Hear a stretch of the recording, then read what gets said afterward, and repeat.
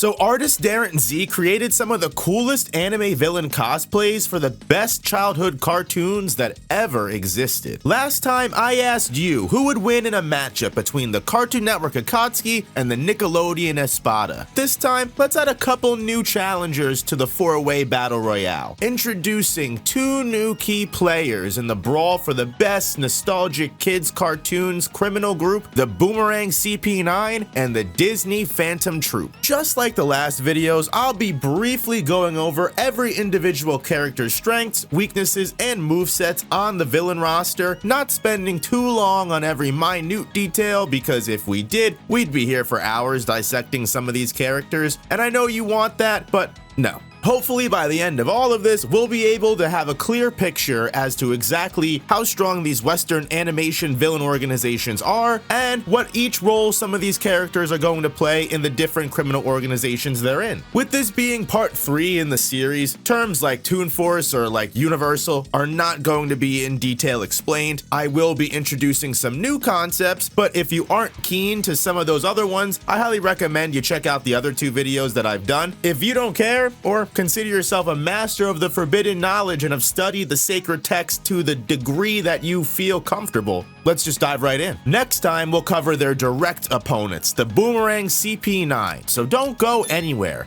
Because the Phantom Troupe simply take on their numbered tattoos with no real hierarchy or strength ranking in mind, I think it'll be much more interesting to focus on what kind of Nen user these Disney replacements would be, as well as how they fit into the Phantom Troupe's hobbies of heisting and homicide. First of all, Zoro is here again for some reason, somehow wandered into a completely different universe yet again for the 3rd time. Someone needs to look into how many timelines this man has just accidentally destroyed simply by existing where he shouldn't, getting lost in alternate dimensions. But more importantly, with how diverse this Disney Phantom Troupe seems to be, I'm surprised the minority hunter Roronoa Zoro would even be caught dead in this villain organization to begin with. Seriously though, when looking at the actual members of the Disney Phantom Troupe, you can see they're one of the most well-rounded groups Darren has drawn for us. For example, one of the first troupe members I want to highlight is going to be Kim Possible, a vigilante hero who's a master of over 16 different martial arts styles. As a secret agent, Kim Possible is able to sneak into high security facilities and military complexes without being noticed and dispatch threats with little to no effort at all. And for a criminal organization like the Phantom Troupe that's garnered their reputation for mass thievery and covert operations, a vigilante like Kim Possible fits right in. And her physical stats are nothing to scoff at in the realm of Hunter x Hunter either. With her many different weapons and gadgets, such as the communicator that acts as a jack of all trades, hacking other technology, tracking and locating objects or human targets, even scanning allies or enemies' vitals for vulnerabilities or injuries. Kim Possible has also wielded things like the lipstick laser that tears through metal or shoots substances from a wristwatch that immediately knock opponents unconscious. But the most dangerous weapon of all is Kim Possible's battle suit that not only drastically amplifies her physical stats to the point she's leaving behind after images, wearing that suit can create large earthquakes in the ground beneath her or catch and reflect attacks made of pure energy as if it's nothing. The battle suit can repair itself, turn invisible, even fly, and empower its striking strength with its own charged up blue energy, allowing Kim Possible to tackle citywide threats like Shigo, who's a master martial artist herself and has been shown to vaporize average people or objects with her superpowers. But Kim can just tank these supernatural attacks and even go as far as to defeat Team Go, an entire team of superhuman threats. The vigilante hero would probably be some type of emitter or enhancer type hunter and be an essential spider on heist and on the battlefield. The same can be said for another recognizable teenage hero, Jake Long, a boy born to a line of actual Chinese dragons that's able to harness and wield his supernatural dragon powers in a way to protect his home city, and also being able to inflict some pretty serious damage himself. As in his dragon form, Jake has accidentally obliterated entire structures just by the shockwaves created from his sneezes, and his foul dragon breath alone is able to make people drop unconscious just by inhaling it, and that's just on accident, as when purposefully using his powers, Jake can conjure large orbs of flames from either his mouth or hands that can explode or melt steel beams. Wait, no, Jake, you couldn't have.